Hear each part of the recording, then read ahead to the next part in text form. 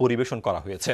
এই অতিরঞ্জিত সংবাদের মাধ্যমে কমিউনিটিকে বিভক্ত করে এর উন্নয়ন প্রয়াস ব্যাহত করার অপচেষ্টা মোটেই সফল হবে না বলে দৃঢ় আশাবাদ ব্যক্ত করেছেন নেতৃবৃন্দ। হাসান হাফিজুর রহমানের ক্যামেরায় বিস্তারিত জানবেন মোহাম্মদ জুবাইরের রিপোর্টে। চ্যানেল এস এর ফাউন্ডার চেয়ারম্যান মাহি ফেরদৌস জলিল সংশ্লিষ্ট একটি সংবাদ প্রচারের নামে অতিরঞ্জিত কথামালা আর মিথ্যাচারের ঘটনায় দারুণ মর্মাহত হয়েছে কমিউনিটি। দায়িত্বশীল মিডিয়ার কাছে নীতিবান সাংবাদিকতায় এমনটি কেউই আশা করেন না। চেম্বার প্রেসিডেন্ট শাহগিরবত ফারুক, প্রেস ক্লাব প্রেসিডেন্ট ও সুরমা সম্পাদক বেলাল আহমদ, বাংলাদেশ ওয়েলফেয়ারের সেক্রেটারি নুরুল ইসলাম দারুণভাবে আশাহত হয়েছেন ওই চ্যানেলে প্রচারিত সংবাদের নগ্ন ভাষা শুনে। কমিউনিটি ডেভেলপমেন্ট কোনোদিন হবে না যদি আমরা কমিউনিটিতে ভালো অবস্থানে থেকে একজন আরেকজনকে শুধু কাদা ছুড়াছুড়ি করি, তাইলে কারোর জন্য এটা মঙ্গল বয়ে আনবে না। সেজন্য আমার মনে হয় এই ইস্যুকে নিয়ে আমাদের মধ্যে ঐক্যতার প্রয়োজন, কারণ আজকে ওর দোষ ধরা পড়েছে, কালকে আরেকজনের দোষ ধরা পড়তে পারে। যে কোনো আইটেম প্রচার বা প্রকাশ করার ক্ষেত্রে তার জার্নালিস্টিক সাংবাদিকতার কিছু নীতিমালা আছে। আমরা এই নর্মগুলো বা এই নীতিমালাগুলো আমরা স্ট্রিক্টলি মেনটেন করা উচিত। আমি একটা নিউজে শুনেছি যে ওনাকে গ্যাংস্টার হিসাবে আখ্যায়িত করা হয়েছে। এটা খুবই এটা সাংবাদিকের ভাষা নয়, এটা মিডিয়ার ভাষা নয়। এটা আমরা এই ধরনের জিনিস আশা করি না। গ্রেটার সিলেট কাউন্সিলের secretary barrister Ataur Rahman, solicitor অ্যাসোসিয়েশনের সেক্রেটারি আবুল কালামও মাহি ফেরদৌসের বিরুদ্ধে মিথ্যাচার বেআইনি বলে উল্লেখ করেছেন। নিউজটা আর একটু কেয়ারফুলি পরিবেশন করা যেত, দায়িত্বশীলতার সঙ্গে সংবাদটা প্রচারিত হয় না। আমরা যদি কোনো একটা জিনিসকে এটা ভিন্নভাবে অপব্যাখ্যা করে সেটাকে অ্যাডভান্টেজ নিতে চাই, বা কোনো একটা প্রতিষ্ঠানকে বা কোনো একটা গোষ্ঠীকে যদি অবমূল্যায়ন করতে চাই, এটা যদি উদ্দেশ্য থাকে অবশ্যই সেটা আমাদের কাম্য নয়। Press club secretary Abdus Sattar ও এটিএন বাংলা ইউকের ম্যানেজিং ডাইরেক্টর হাফিজ আলম বক্স সংবাদের যথার্থতা সম্পর্কে প্রশ্ন তুলেন। সংবাদ খুবই স্পর্শকাতর একটি বিষয় এবং সংবাদের জন্য যদি কোনো ব্যক্তি অথবা কোনো প্রতিষ্ঠান সম্পর্কে সংবাদ পরিবেশিত হয়ে থাকে, তাহলে সেই সংশ্লিষ্ট ব্যক্তি অথবা প্রতিষ্ঠানের বক্তব্য আসা উচিত সংবাদ ব্যালেন্সড করার জন্য। কারণ সংবাদ সুষম হতে হবে এবং জনগণের কাছে তার দুটি দিকই তুলে ধরতে হবে, যেন যে দর্শক শ্রোতা অথবা সংবাদের পাঠক তিনি যেন প্রকৃত সত্যটি এর মধ্য থেকে বুঝে নিতে পারেন। That news is not actually a news. It look like a personal grasp on somebody.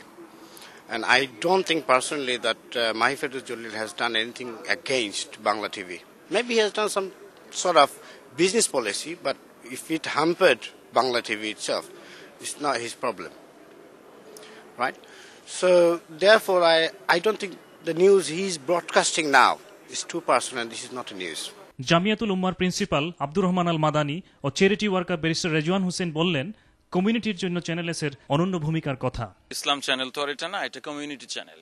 Community channel হিসেবে ইসলামের যা খেদমত করেছে এটা ট্রিমেন্ডাস আমি মনে করি। বিশেষ করে আমরা মাদ্রাসা মসজিদের জন্য সারা ইউকেতে, সারা পৃথিবীতে বলতে হবে রমাদান মাসব্যাপী যে এই যে চ্যারিটির যে মুভমেন্টটা শুরু হয়েছে, আলহামদুলিল্লাহ এটা আমাদের জন্য একটা বড় অ্যাচিভমেন্ট। এজন্য চ্যানেল এস এর অগ্রযাত্রা এটা অব্যাহত থাকবে ইনশাআল্লাহ, সেটাই আমাদের কামনা। এবং যদি কেউ চ্যানেল এস কে ক্ষতি করার চেষ্টা করে তাহলে বোঝা যাবে যে কমিউনিটিকে ক্ষতি করার চেষ্টা করছে। ম্যাচুরলি এই জিনিসটা হ্যান্ডেল করতে হবে। জলিল ভাইয়ের বিষয়টা ওনার একটা পার্সোনাল বিষয়, এটা চ্যানেল এস রিলেটেড না। এখন যদি এই বিষয়টাকে আমরা অনেক বড় করে ফেলি মিডিয়ার মাধ্যমে, তাহলে ওনার ফ্যামিলির উপর যে একটা এফেক্ট হবে সেটা কিন্তু একটা আনলিমিটেড এফেক্ট, বিশেষ করে ওনার বাচ্চাদের উপর একটা এফেক্ট। এটা কিন্তু আমাদেরকে খেয়াল রাখতে হবে যে আমাদের হাতে যেন তাদেরকে একটা সেপারেট একটা সাজা যেন আমরা না দিয়ে দিই। ক্যাটারের সেক্রেটারি পাশা খন্দকার এবং বাংলাদেশ সেন্টার সেক্রেটারি মুজিবুর রহমান বললেন, কমিউনিটিকে দ্বিধাবিভক্ত করার অপপ্রয়াস চালানো হচ্ছে। আর এটা অতীতে হয়েছে, এই কমিউনিটি আমরা দেখেছি কমিউনিটিকে দ্বিধাবিভক্ত করার জন্য কিছু লোক উদ্দেশ্যপ্রণোদিতভাবে কাজ করেছেন। আমি কোনো ব্যক্তিগতভাবে কোনো চ্যানেলের কথা বলবো না। আমি মনে করি যে ওনার এটা যতটুকু হয়েছে ম্যাক্সিমাম একটা নিউজ হিসেবে সেটা আসতে পারে। এর অতিরিক্ত যদি কিছু হয় তা আমরা বুঝতে হবে যে এটা কমিউনিটিকে ড্যামেজ করার জন্য হচ্ছে এবং there is a reason behind it. যে উনি গ্যাংস্টার থেকে মিলিয়নার হয়েছেন এবং উনি ওই অসৎ উপায়ে অনেক কামাই করেছেন, এটা আমার মনে হয় একটা মিডিয়ার পক্ষে এই ধরনের বেসলেস কথা প্রচার করা ঠিক না। মুসলিম কমিউনিটিতে এমন তৎপরতা বন্ধ হওয়া উচিত, এই মন্তব্য করলেন ইসলামের মসজিদের ট্রেজারার মুসাদ্দিক আহমদ।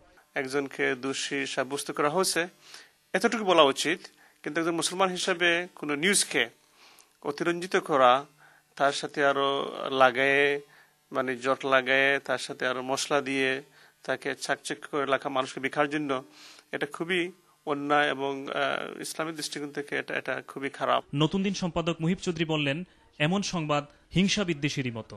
একটা টিভি তার ব্যাপারে যে নিউজটা করছে, শুধু নিউজে থাকলে আমার মনে হয় ভালো হতো, একটু বেশি হয়ে গেছে আমার মনে হয়। বাট এটা আমার মনে হয় যে আমাদের তো একটা মানে সমস্যা আছে কিছুটা, যে আমরা জিদ মিটাই জন্য একটা অনেক সময় আর কি। সাংস্কৃতিক ব্যক্তিত্ব লেখক মঞ্জুরুল আজিম পলাশ এবং বাংলা টিভির চ্যারিটি প্রোগ্রাম প্রেজেন্টার মাওলানা সালেহ আহমদ হামিদিও মিডিয়ার এমন ভূমিকায় আশাহত।